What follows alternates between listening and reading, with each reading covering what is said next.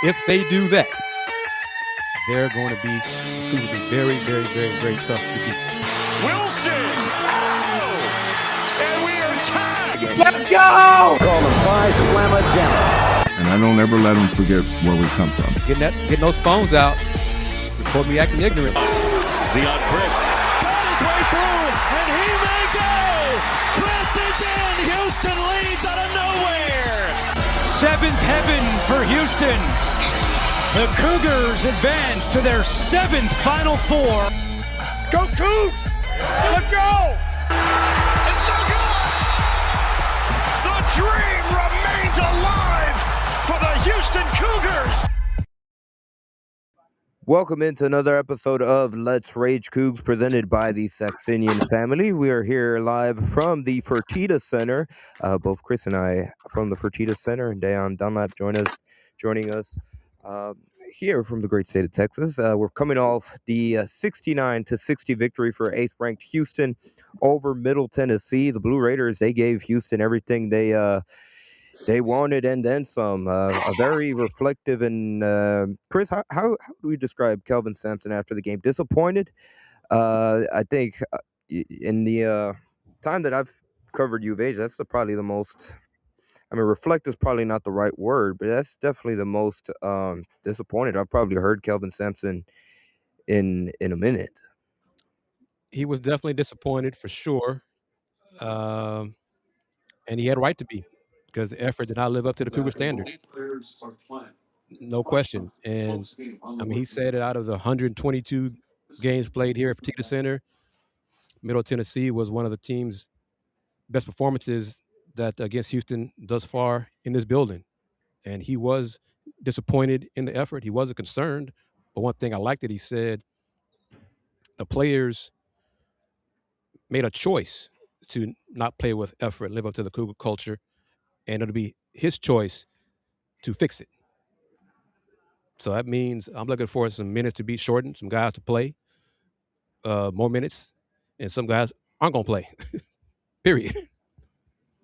Hopefully, Mercy minutes are extended, because the effort he played with today, for block shots to offensive rebounds, not even mentioning the offensive game that he had today, just pure effort, where just rotations, defense. I mean, that kid, it seems like he's turning the corner on the culture things that Coach Sampson wants, because Coach Sampson said it himself.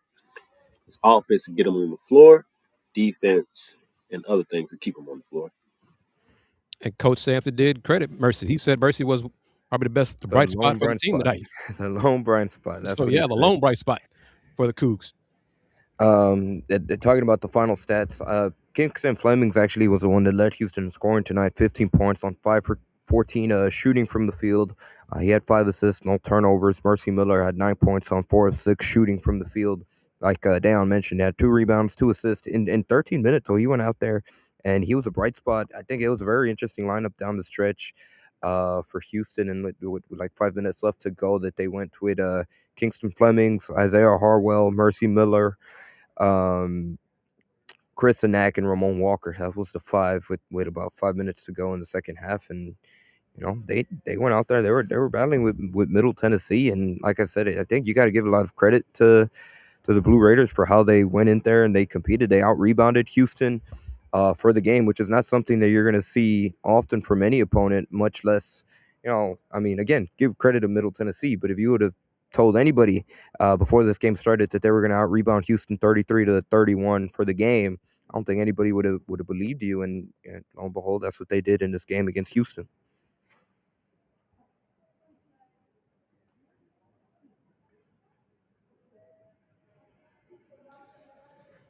Middle shot probably against Division I opponents, because they faced 4 non-D1 schools so far in the non-conference schedule. They probably made their most threes against a D1 opponent tonight. They shot well. The Cougs got up 16, 63-47, and slacked up. Middle Tennessee didn't quit. They made threes to end the game and kept it close. So the finish of the game was also disappointing to Coach Sampson. Fluff, what do you think? I mean, I think, our leaders got to lead a little more. Um, no matter what the last lineup was at the end of the game, Ooze cannot, play 31 minutes and have 6 points. I know Sharp. I think what Sharp ended with about 10. Yeah, Um, yeah, you 10 know, points. got 10. So Yep, you 10 think points, three about it. rebounds. Say it again, Andy. 10 points and 3 rebounds. Real quick, Fluff, his sheet 3 for 6 from the field. For Emmanuel Sharp. And I know I talk about the stats a lot, but it's sometimes a telling factor how someone played or how we played. But in a lot of times it's about effort. You look at the attempts, you might see 6 points, but I think Ooze was what, 3 for 8 or 2 for 7 or something like that. And Great. that I rather him be, if he has 6, I'd rather him be 2 for 14. Or 3 for 11, 3 for 12. Tugler on the board. Tugler 6 rebounds. You know what I mean? Like I talk about it every show. He has to rebound the ball better. We have to give Mercy some more opportunities. It's just bottom line. It ain't that much defense in the world. Coach, I love you. You know what I mean? But it's just like, we can't keep talking about Mercy on the defensive end if he's going to be that productive with heightened minutes or even a little bit of minutes that he can score the basketball. You know what I mean? So, Chris Cenac, 9 points, 6 rebounds, 28 minutes. I think we should try to figure out how to get him involved a little more. Um, and that's about it. I mean, I think that Kingston 15-5 to, like I said, we talked about it earlier, Chris and the guys, as far as what are we gonna do as far as responsibility as we keep going on with this season. And I think that Kingston needs to leash off a little more. To Real that quick. point with Kingston and tying it in with Milo's, because although he had what he had 0 assists. And so it's sometimes when he don't shoot well, he at least makes plays. But when he's doing not shooting well and not making plays, to Fluff's last point, I mean, we gotta unleash Kingston, and then we gotta unleash Mercy. Like, I mean, like it is. I know certain players have earned um, certain minutes with defense and certain things that's looked upon, but I think with more minutes and more opportunities to do more, I think some players can do more, like Mercer. I mean, like it's always putting a microscope. Well, it seems to be a microscope, a micro, uh, a mac, Microscope. yeah, microscope on the little things with Mercy and pointing out what defense this did, and like everybody, I'm watching the games and everybody is doing similar maybe miss some assignments, miss a rotation here and do just little things like that. So I mean, the name of the game is putting the ball in the basket. To your point, Dayon and Fluff, the final stat score for Milo's Uzan, he 2 for 8 shooting from the field, 1 of 5 on threes. So he only, to shoot 5 threes, that means he wasn't really, to me, that comes across like he wasn't really aggressive. And like you mentioned, Dayon, 0 assists. As he was your point guard last year, he's a returning player. Like he just has to play better. That's right there from a returning player. He knows what is the expectation here in Houston. It's just not gonna cut it if ultimately Houston goes as far as they want, which is to do what they did in last year, and that's come away with a national championship. And Emmanuel and Milo said in post game that they have to be better as veterans. They have to lead better. They were not happy with the lack of effort and getting out hustled and out scrapped and out toughed by Middle Tennessee. They have to be better. And I'm going to go with the different outlook. I mean, positive from my perspective. This is the last game of non-conference. Let this be the last game of bullshit performance. I like that, Chris. Okay, Keeps it real. Chris, I Keeping it like real, that. Chris. I'm That's keeping it real. That's the most positive we could go with. I like that one. Yeah. Kris. So Big 12 play starts Saturday. So if you're not gonna bring it, then you shouldn't play. I don't want to see players complaining to the referees about physicality and ref fighting call that foul. Big 12 gonna be more physical tonight against Middle Tennessee. It's big boy play starting on Saturday. So you're going through the motions. It ain't about your feelings. The job, as Dayon has said it for 2 years now, is win that chip. Mm-hmm. If you don't have that in you to help the team win, don't play. I mean, this is it. Let tonight be the last soft, because this is not the first time in post game we've heard Emmanuel Sharp or a player say this year they were out tough by the opponent. At least 3 or 4 times Tennessee, we've heard that this Tennessee, year. I told them whenever they fought, and So that's 3 or 4 times we've heard that you this year. couldn't even make the argument against Arkansas. They were out tough. They just couldn't hit free throws. So it's time to squash all that. And then, not only, man, I mean, I'm just thinking about Milo's came back, and I understand why he came back, but I'm thinking about Marcus. When he decided to come back for his senior year, we saw progression. Jamal, when he came back after testing the water, we saw progression. Just in my opinion, from what I've seen, I haven't seen much progression and development from Milos into this year. I really haven't seen it, and I haven't seen just an uber confidence and an uber approach. I know it's still a lot of season left, and it's still a tournament because he didn't start the season really strong last year and really turned it around. So he still has the opportunity to do so, but just from years past and what we've seen, and in my expectation of what he could do coming back this season, especially with better talent around him than last year, for my opinion, he got to do more. He got to play better. He got to be more consistent. He has to, in my opinion. I mean, it's one of those things to where sometimes when you are a great piece to the puzzle, it's an adjustment to be the one dependent on more.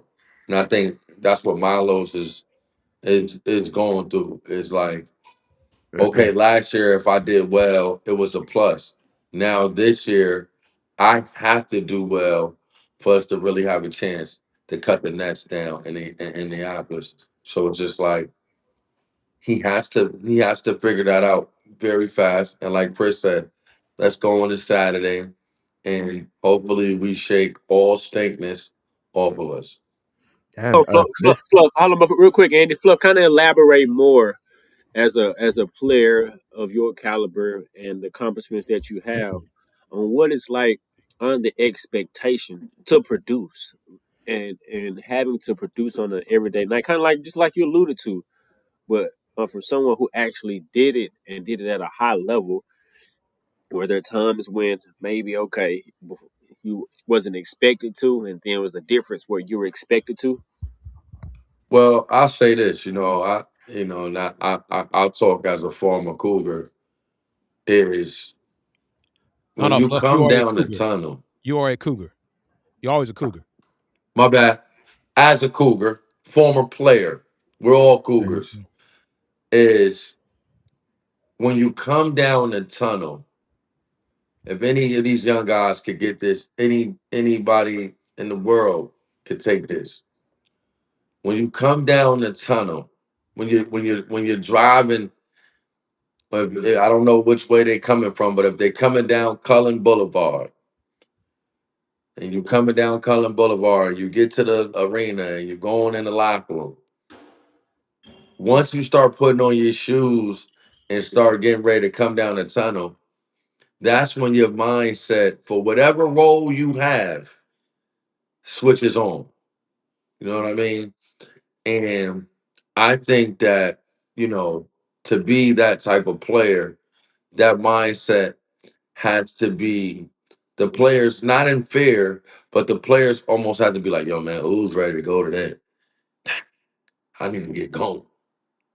You know what I mean? Sharp, they ready to go today. So it's like just giving that aura of you understanding that it's war, and it makes the team understand that you get ready to go to war. So when you coming down that tunnel, that's that's everything right there, D. And then just believing in your work, believing in your work. I don't know who these guys are training and developing with, but believing that it's going to work in the game. That's the biggest thing. Believing that everything that you practice and you work on is gonna pop off in the game, and knowing even when it don't work, it's like, oh, something happened. A technicality. I'll try it again. You know what I mean? So just having that supreme confidence that you could get it done. And I think Ooze is kind of maybe struggling with that, but us as a Cougar Nation, we're gonna still stand behind them, but we want them to step it up. And let's also have this perspective because we're disappointed in tonight's effort, but it was 9 days ago when they took it to Arkansas and looked like one of the best teams in the country. Yes. Okay, Yes. tonight, coach won't say it publicly, A little but rusty. they rust, but more to it looked like the players disrespected Middle Tennessee. They played down to the competition. They were hyped for Arkansas. They did not bring that Cougar intensity from the opening jump ball tonight against Middle Tennessee. So they did not. Middle played well. Okay, they shot the ball well. Maybe shot the ball well from three. They have all season, but Houston did not make Middle Tennessee quit like Cougar teams, veteran Cougar teams do against lesser opponents. So that's also part of it. But 9 days ago, this team was one of the best teams in the country. So let's not forget that either. Yes, sir. Yeah, facts, Chris. And I think they still are. I think we're just speaking from having a high level of expectation, like Goat Sampson has for them. And as we're talking, I'm sitting here thinking maybe Kingston actually needs to kind of take one more step forward. And like Fluff is saying, when he lacing them shoes up, he's the one letting them know, oh damn, Kingston ready to go today. Like maybe he the one. I mean, I'm not sure exactly who it should be. I know we look into the upperclassmen. We talked about Emmanuel. We talked about Milos Well, or not to even cut you off, D, I Willow. want to say this because it goes right into your point of this, right? Just to give you an example. And we were at that point last year, and it's just the truth, right? So when Memphis, that was my senior year, when Memphis made that run to the championship, right? Derrick Rose, he exploded in the NCAA tournament. I mean, he had a good season, but he really exploded in the NCAA tournament. I mean, he he started getting crazy. But let me tell you, the leader of that team and the closer, 98% of those games, the C- closer, I ain't say CDR, had this amount of points, that minute, CDR, that amount of points was CDR. Chris Doug. I remember. Yeah, Chris Douglas Roberts, no question. Yep. So my point is the leader, I got the leader on a team and the guy that guys look to no matter what is the upperclassman. Rather they're the best player And, or not, there's gonna be an upperclassman that is, looked upon the league. Like CDR, I never forget, we played him in Memphis, we played him at home. He had 6 points. Go the whole game. 8 minutes to go. It's like a 2 point game. He scored 14 in a row. He went off. Yep. You remember that, Chris? Yep. The man ain't scored a whole game. He got about 6 points the whole Hmm. game. He run up and down the court. He just run up and down the court. You know what I mean? Swinging it. And when it was money time, Derrick Rose knew where that ball was supposed to go to. So it's like, it's not about who's the most talented player. It's about who's the leader. And I think that's even a bigger point that we need to address going into conference play. Like, like I know what you're saying, Chris. We played great against Arkansas. I think we're the best team in the country. But we need that crier. We need that shed. We Yeah. need that Yeah, Sasser. last We year need, was we need Even that too. the Roberts, That prior. too. even Roberts, as far as just on the muscle. Even if you're gonna be the leader with the muscle, even if you just coming with muscle, Yeah, we need to find out who that is. And maybe this is a rare situation to maybe it is Kingston. You know what I mean? I don't know. But that'd be rare. All I'm saying is usually an upperclassman that yeah, takes on that role. And also to piggyback on both what y'all are saying, Emmanuel Sharp picked up 2 fouls in the first half, and his coach's philosophy went to the bench, and those are fouls. You know, the second foul, Coach Emmanuel's heading to the bench. Coach got on Emmanuel. You know, that was a foul. Stop looking to the ref. That was a foul. The offense went stagnant with E on the bench. E played 20 minutes? He crashed to the floor 3 times Mm-hmm. wearing a heating pad / massager at the end of the game, the last few minutes of the game. He says he's fine. You know, he got the football player mentality. He didn't look completely healthy to those, you know, who watched him on the bench. And in the timeouts, Jojo Tugler looked banged up a few times. So we got to see what's nagging him. But yeah, the leadership, the upperclassmen have to set that example. And sometimes they got to do it on the court, not just in practice and in the huddles and lead by. What did Emmanuel say, Andy? You know, you got to make sure our closet is clean before we can Yeah. ask anybody else to clean their closet. Yeah, that's a That's part perfect of it. segue, Chris, because I'm going to play the clip right there. But let's pause for a second and take the time to thank everybody that's joining us on this Monday night for this edition of Let's Rage Coogs presented by the Saxenian Family. Big thank you to Steve Saxenian for being the primary sponsor of today's edition of LRC, and also a big thank you to today's secondary sponsor in Star Pizza with multiple locations throughout the Houston area. Star Pizza is your go-to stop before or after the game. Check them out online at starpizza.net and check out their menus and check them out on Tuesdays and Fridays specifically for their all-you-can-eat pizza buffet during lunchtime hours, which is 11 a.m. through 1 p.m. That being said, Chris, let's hear some post-game the press conference with Kelvin Sampson, Emmanuel Sharp, and Milos Uzan. Yeah, well, first of all, congratulations to Middle Tennessee and their players, their coaching staff. They came in here and played, I thought, awesome. I don't know how many games have we played? 13 this year. No, Against them? no, since we opened this building. 121, 122. So that's as good as the team has played against us. The way they shot it, the way they spaced the floor. It hurts my heart to say this, but I just thought they played harder than we did.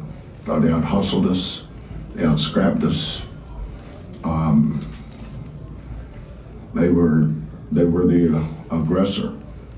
You know, we just happened to have, I think our biggest lead was 14 or 15, something like that. Usually says on here, biggest lead 16. So we're up 16, and we got a bunch of guys out there relaxing, just assuming that they're going to relax too. We're good enough to go by a lot, but you've got to go earn that. So it's a valuable lesson if we learn from it. But unlike some of you guys, I won't overreact to this. Question is, we'll go to Chris Baldwin in the back, please. Go ahead, Chris. Calvin, Mercy's aggressiveness getting to the basket, I mean, was that, important seeing that against that zone, when they were zoning especially? What would you say? I don't think the zone mattered. I just think it's important that Mercy did it. He did it in the game, and hats off to Mercy. There's certain parts of the game that most Mercy struggles in, but Mercy's improved so much, and we've The team's always evolving, you know. We know what a good team looks like. We know what a great team looks like, and we've been both. But just the way we played tonight wasn't concerning. It was disappointing, you know. So, but on a disappointing night, I thought probably the only bright spot out there for us was probably Mercy. Go back to Joseph, please. Emmanuel, how's the backfill? And for a moment there, when you hit the floor, did you kind of hit your head a little bit there? Yeah, it was just a little banged up. I'm fine. It's contact sport. And when you hear Kelvin talk about just the way the game went, what do you do as a team, knowing you're at the midway to starting conference and maybe learning from this? You know, I think it starts with me and the seniors. You know, we got to do a better job of coming out with the right mindset and doing a better job leading these guys. You know, because they're at the end of the day, they're following us. So, you know, if our closet isn't clean, you know, we're not gonna get to where we need to be. So, you know, it starts there. We gotta be better. I especially gotta be better. And you know, we just gotta clean up the areas that we're struggling in. I think on defense, just getting better at communicating with each other and being the aggressor. You know, like Coach said, I thought they were the aggressor tonight, especially to start the game. You know, they were killing us on the boards. You know, we can't start like that, and we just gotta be better as a whole.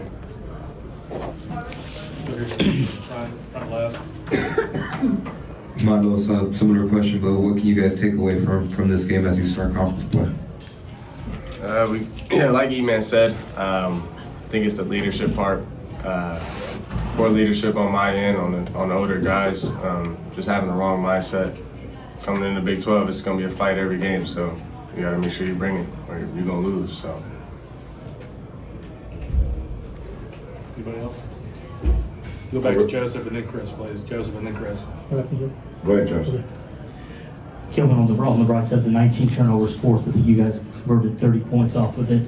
Just getting those opportunities or forcing those opportunities and converting the points. Yeah, I mean, it's something that, you know, whether it's beating Syracuse or beating Auburn or beating Arkansas or beating, who else did we beat? Notre Dame. Mm-hmm. I'm sure I'm missing somebody. Florida State. You know, we have a good team. You know, I have high standards around here for effort. I don't ever want to lose that. I say surefire. It is a surefire way you know when you're done. That I'll walk out the door if I can't get my teams to play hard. They're not going to play hard. They need another coach. And that effort we gave tonight, without saying too much, like I said, was disappointing. But that's the choice they made.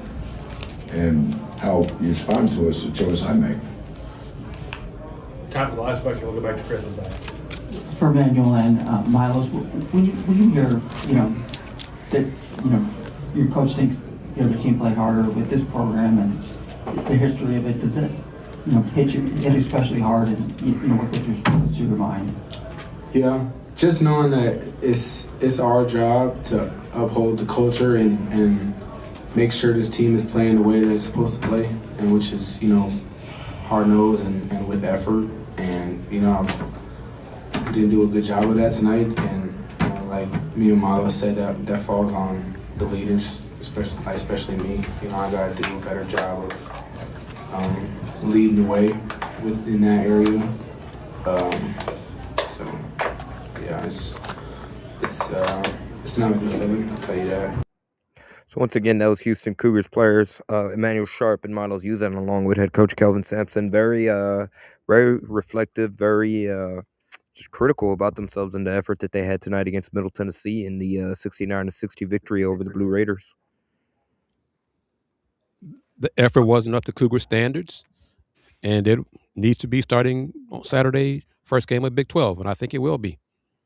And, like I said, with my colorful language that I used earlier in the show, may this be the last game of the season that we question the effort of the team.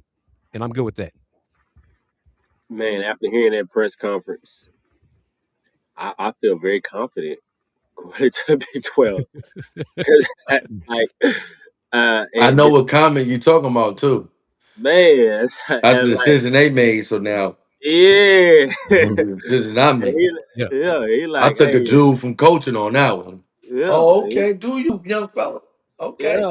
And he like, hey, if I can't get my team to play hard, then they might need another coach. And so, hey, after hearing that, we're gonna be ready on Saturday. I have no practice doubt. tomorrow. Let me tell y'all something. Practice tomorrow ain't no day off tomorrow. No, sir. Trust me. Man, them boys gonna be in there. They might do a 2-a-day tomorrow, and it ain't no class. It's 2-a-days tomorrow. I'm gonna just say this. I saw some folks on the staff after the game. They just gave me that look like, yeah, they better be ready. They better be ready. And I forgot what game we lost or something like that. But Coach Pender's, we had 3-a-days before we played Kentucky. 3-a-days. I believe it. So Sampson, they bought the same guy, kind of, in certain ways. You know what I mean? So he gonna see them tomorrow. He gonna have a lot on his mind tomorrow. I really like what I heard from Emmanuel too. I like his demeanor. His I like. Man, they took ownership. He took ownership. Yeah, for sure. But and also to that, he took ownership as a leader, as a vet of the team, as a guy who's been in the program the longest. Really. Yep. He has to see also how important he is to not get in early foul trouble. We talk about JoJo a lot this season. Yep. With early foul trouble. Emmanuel's done that sometime this season too, picking up 2 early fouls in the first half. Yeah. You can't do that. This team is inexperienced in certain spots, and they need Emmanuel to play 35 minutes a game, not 20. Yeah.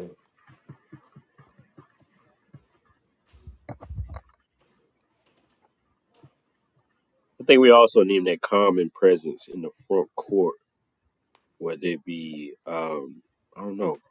We also need that common presence in the front court, especially in the half court set, to be able to throw the ball to somebody when the game slows down, especially going forward in Big 12 play.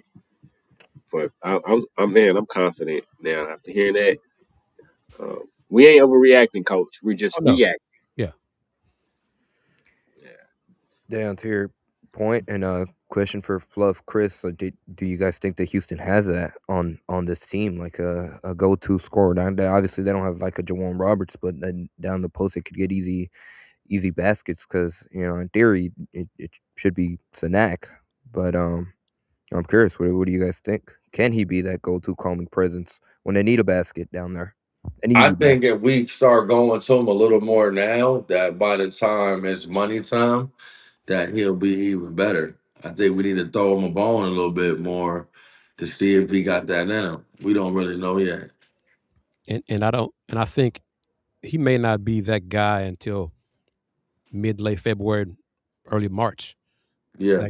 That kind of guy. But they do need to get him the ball in mid post more. And it's just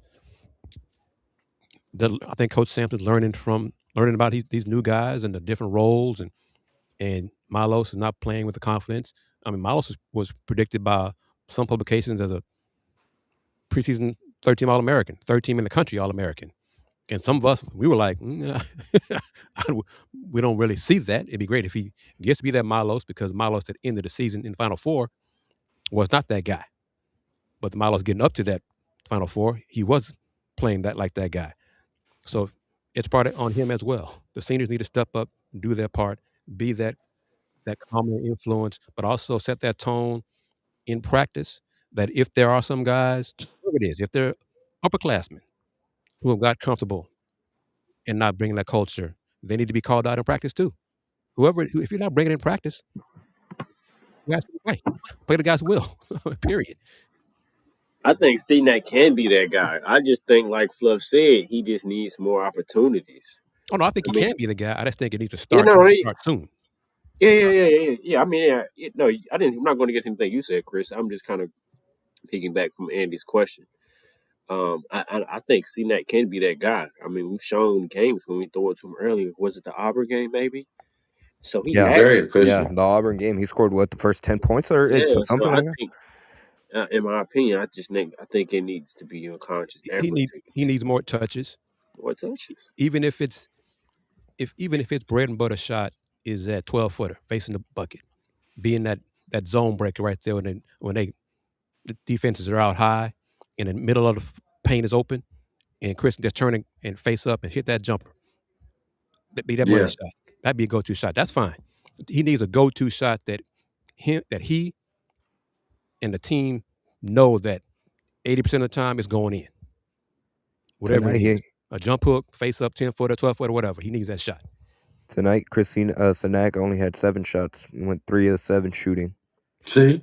12 points. Mm-hmm. He had 9 See? points. 9 points. No, 9 and 6. Yep. 9 and 6 and again just 28 minutes of action, just 7 shots. But we could also say he had 2 rebounds in the first half in 17 minutes. Yeah. That's not going to cut it. that's the rebounding at times seems very inconsistent for this team, which is, been a little I don't unusual. think we like a real dominant rebounding team. This year's team, it looks like it. 13 games in, looks that way. And that's part of Cougar culture as well.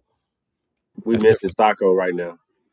As far as his absence, I think, because he was coming on. So he was coming on. And they haven't really. Off. I see it. It's late. Yeah. It's about to be midnight on the East Coast. Yeah, you gotta understand. Listen, fans. I've been in the gym all day. I love Les Rage. It's 11:25 our time. I love you guys. Appreciate it, Fluff. We appreciate your commitment. Isaiah Harwell's game. Oh, I'm going to say this. Isaiah, he seems to be a young player in a sense, definitely. If he sees his first 1 or 2 shots not falling, it impacts the rest of his shooting. He worries about missing shots instead of doing other stuff. And Fluff, you a shooter.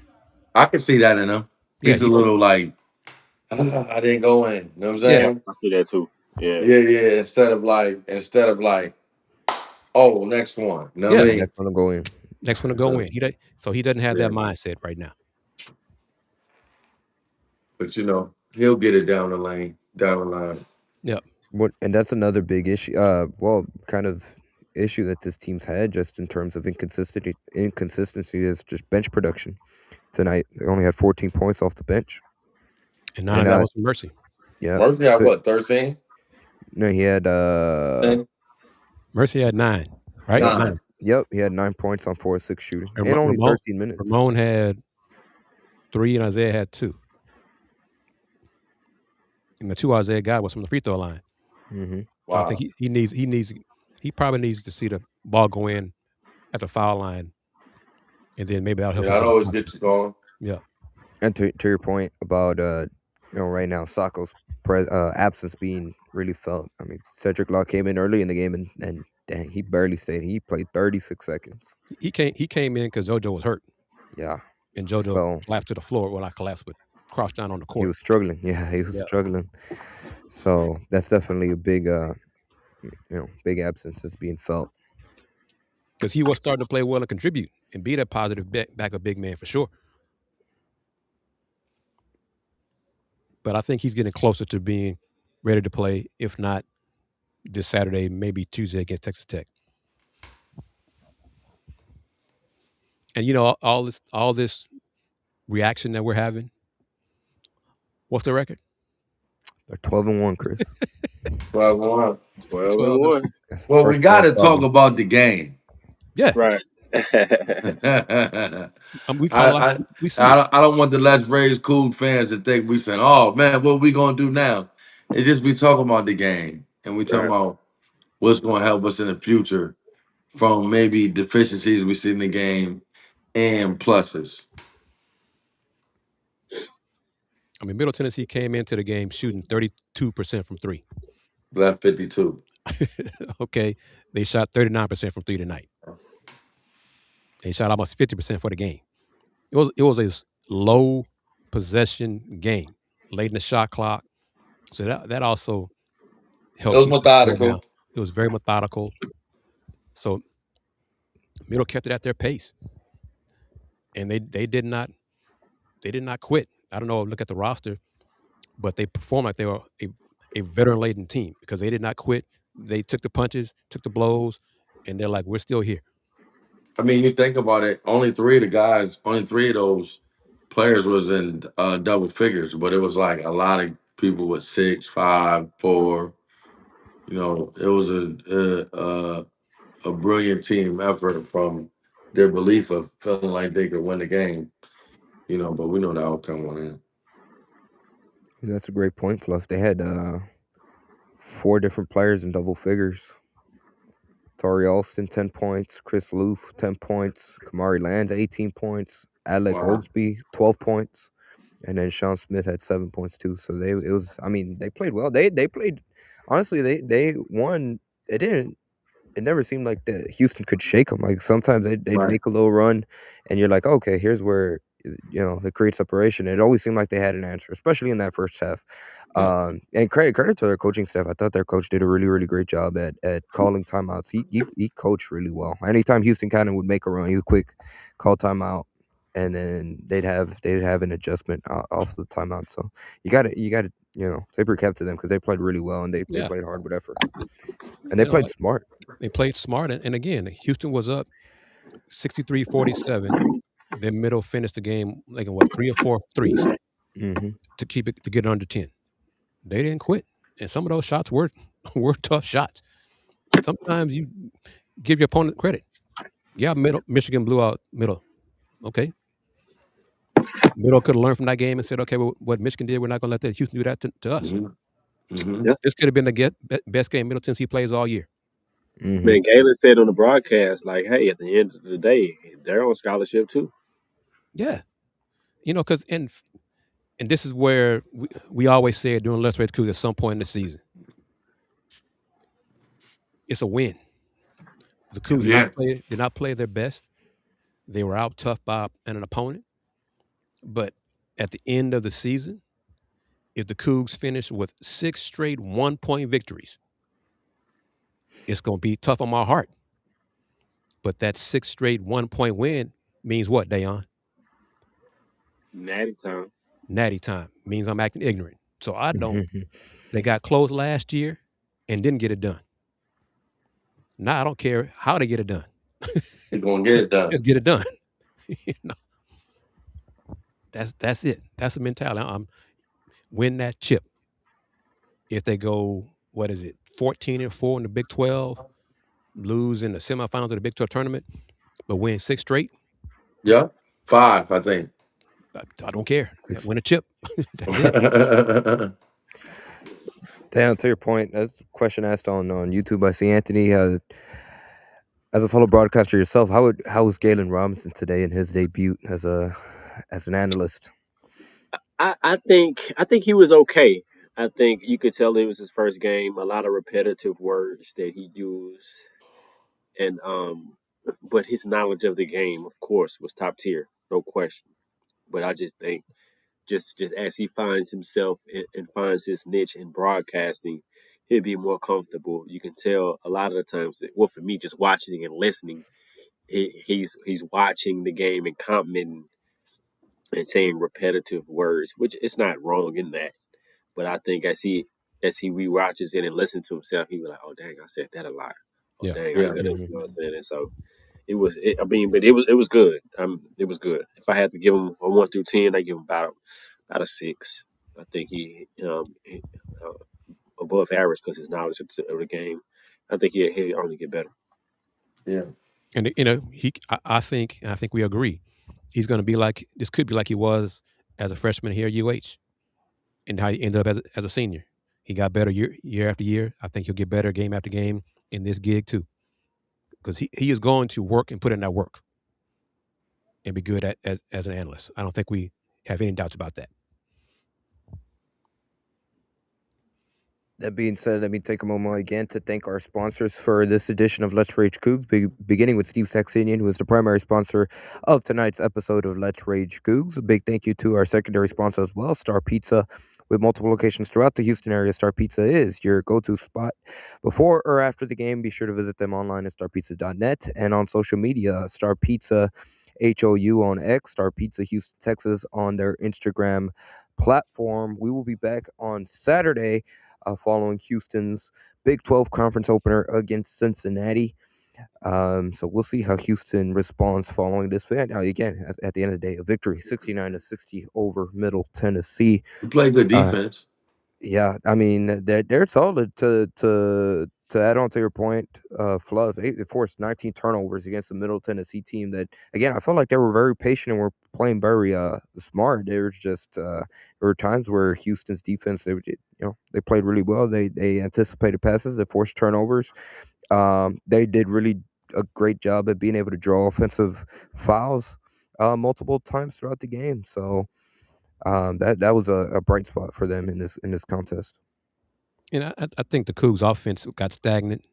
I mean, they didn't have 10 assists in the game. They had, what, 8 as a team? 8 assists on 24 makes, They whereas missed, Middle Tennessee shots. had 13 on 23 makes. At one point, Middle had 7 baskets and had 7 assists. Mm-hmm. That's crazy. So the Cougs offense wasn't clicking Flowing. either. It wasn't flowing. They didn't attack the spots in the zone, and they missed open shots. First half, they had a lot of shots rim in and roll out. You get half of those, and then your offense looks better. But all those things, the effort, there won't be a lack of effort Saturday against Cincinnati. Mm-hmm. On the road. That's always a tough place to play. I promise you that. Yeah. And I think the Cougs are going to win, and that's all that matters. That's all that matters. Big 12 play starts on Saturday, and we're not going to worry about next Tuesday. It's all about this Saturday, January 3rd at Fifth Third Arena, right? Is that right? What it is? Fifth Correct. Third Arena? Yeah. Correct. In Cincinnati. Go Cougs. Yeah, couldn't have said it better myself. I'll take the time to plug as we begin conference play. We have 18 games of Big 12 conference play left, and if you would like to be a part of Let's Rage Coogs, feel free to reach out at the email you see on the screen. That's Let's Rage Coogs, all lowercase, at gmail.com. If you're interested in being a sponsor on this edition or future editions of Let's Rage Coogs, like I said, as you can see on the screen, we could do banners, we could do sponsor clips, sponsored videos, sponsored comment sections, all the things. To quote the Brett Yormark, the Big 12 commissioner, we're open for business, so feel free to reach out and also follow us on our social media platforms. We had a lot of content. I say content is king. You can see it scrolling at the bottom of the screen right there. You can follow us on X, formerly known as Twitter, Podslam and Jamma, on Instagram and TikTok, Let's Rage Coogs. We have a lot of content from this game. You can hear the post-game press conference that you just saw on the show. If you just joined us late, didn't get to hear the whole clip from Calvin Sampson, Emmanuel Sharp, and Miles Uzan, you can check that out on the Podslam and Jamma YouTube channel. Also, a few shorts, a couple highlights from this game in the first half. And then if you haven't done so yet, you can check out a whole bunch of stuff from the bowl game victory, the Texas Bowl victory from the Houston Cougars football team. We have a lot of content coming out of there, interviews from Connor Wegman, Tyler Kojo, and you can even experience the celebration on the field that Houston had when they came away and they beat LSU 38-35 on Saturday to finish their 10-win season. Big thank you again to everybody that took their time out of their Monday night to join us. And without further ado, Kris, I'll toss it over to you. Any final thoughts, and where can people find you, sir? Yeah, I'm trying to get a current view. Let me see. Shout out to everybody who has watched and reposted and liked the Tanner Kogio comments, some of his post-game comments from the bowl game win over LSU. I think the view number is close to 35,000 on Twitter and thousands on Facebook as well. So salute to everybody for that. So the content is king, as Andy said, and we provide it here on Pod Slamma Jamma as well as on Houston Round Ball Review. So it's multiple ways for you to get the word out about your company, your business. Let's Rage Coogs at gmail.com. Advertise at the HRR.com as well. We'll be doing this again post-game show after the Cougs open up Big 12 play with a road win this Saturday, January 3rd. Do another Let's Rage Cougs, the original post-game show for Houston football and men's basketball. And as Fluff knows it, I like to say it, I'm proud of it. Since 1994, the Houston Round Ball Review. Local name, global perspective. I want to give a big shout out to the Cougars. Perseverance. Every game is rough. Sometimes not every game, but some games are rough. But we found a way to get it done. And shouts to the coaching staff, shouts to the players for fighting every day, off the court, on the court, practice, whatever. Sight to see. Think we're bigger than number 8, and we'll prove that when conference play starts. You could catch me on Instagram at Rob McKiver or Elm City Elite.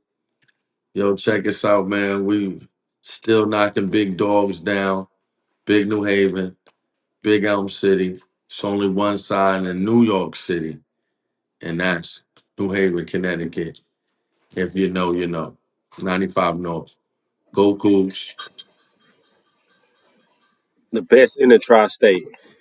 Yes. Hands down. Yes. Man, what a win. Good dub.